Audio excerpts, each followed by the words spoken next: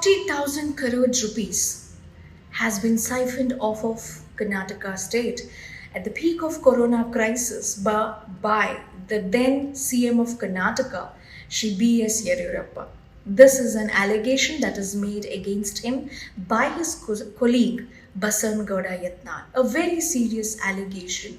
Everybody remembers COVID crisis for the kind of misery they all went through to save their lives and the lives of their loved ones. Everybody scrambled around. They were begging and pleading everybody for medicines, oxygen beds, and for healthcare professionals.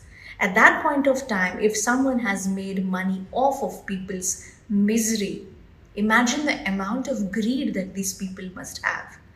The then Health Minister Dr. Sudhakar faced multiple allegations of mismanagement of corona crisis and COVID scams, of course.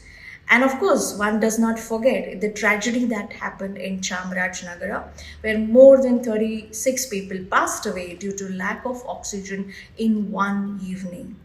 And the then BJP government claimed only 3 people died there, and they died due to natural causes. These people who passed away in Chamarajanagar were treated miserably in the last few hours of their lives. They were treated inhumanly, of course, even after their death. Everybody remembers the pile of bodies in a small room in Chamarajanagar.